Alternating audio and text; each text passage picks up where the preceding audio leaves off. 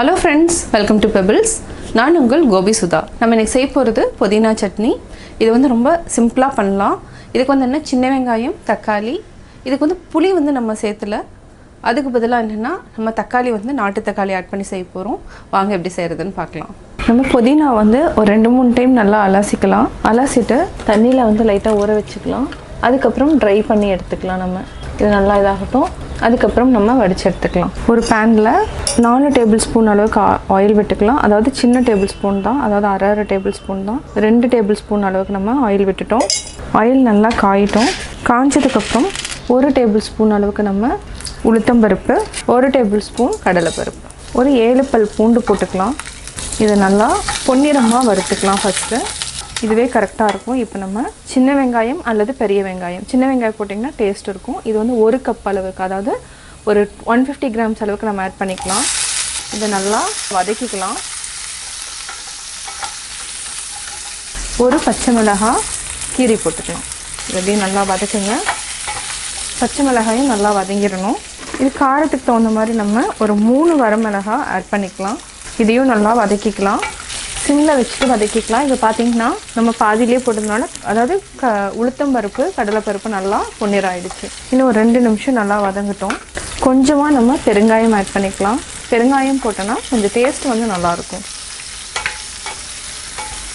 இப்போ நம்ம ஒரே ஒரு தக்காளி ஆட் பண்ணிக்கலாம். கட் பண்ணி ஆட் பண்ணிக்கலாம்.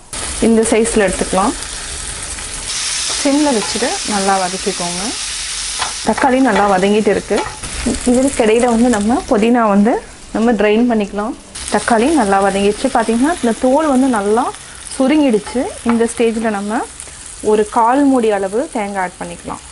இதையும் நல்லா வதக்கிக்கலாம். அதாவது ரொம்ப நேரம் வதங்கணுன்ட்டு இல்லை, ஜஸ்ட் ஒரு சுற்றிட்டு இந்த சூடே போதும். இப்போ நம்ம புதினாவை நல்லா ட்ரைன் பண்ணிட்டோம். அதாவது தண்ணி கிடையாது. கொத்தமல்லியாக இருந்ததுன்னா நம்ம ஆஃப் பண்ணிவிட்டு ஜஸ்ட்டு பரட்டி விட்டுக்கலாம். ஆனால் புதினா வந்து அப்படி செய்ய வேண்டாம். கொஞ்சம் வந்து லைட்டாக வந்து வதங்கணும். அப்போ தான் வந்து அந்த பச்சை வாசம் வந்து போயிடும்.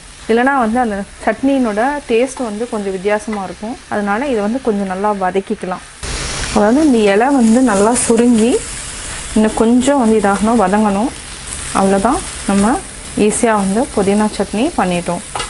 இப்போ வந்து நம்ம ஆஃப் பண்ணிக்கலாம். இந்த பேனோட சூடே போதும். இன்னும் நல்லா வந்து பச்சை வாசம் போகிற அளவுக்கு வதங்கிடும். இப்போ நான் கேஸ் ஆஃப் பண்ணிட்டேன். ஆஃப் பண்ணதுக்கப்புறம் நம்ம கொஞ்சமாக உப்பு போட்டுக்கலாம். உப்பு வந்து இந்த அளவுக்கு எடுத்துக்கலாம். இதையும் போட்டுட்டு நல்லா மிக்ஸ் பண்ணிவிடுங்க. ஆற வச்சுட்டு நம்ம அரைச்சிக்கலாம். ஃபஸ்ட்டே போட்டால் என்ன ஆகும்னா தண்ணி விட ஆரம்பிக்கும். அதனால் நான் லாஸ்ட்டில் அதாவது கரெக்டாக ஆஃப் பண்ணிவிட்டு ஆட் பண்ணுறேன். ஆறிடுச்சு. இப்போ நம்ம ஜாரில் போட்டு அரைச்சிக்கலாம். இப்போ சட்னி நம்ம அரைச்சிட்டோம். இதை நம்ம ஒரு பாத்திரத்தில் மாற்றிக்கலாம். சுவையான புதினா சட்னி ரெடி. புதினா சட்னி எப்படி செஞ்சேங்கிறத பார்த்தீங்க. நீங்களும் வீட்டில் ட்ரை பண்ணி பாருங்கள். பார்த்துட்டு உங்களுடைய கமெண்ட்ஸ் எனக்கு சொல்லுங்கள். லைக் பண்ணுங்கள், ஷேர் பண்ணுங்கள், மறக்காமல் சப்ஸ்கிரைப் பண்ணுங்கள்.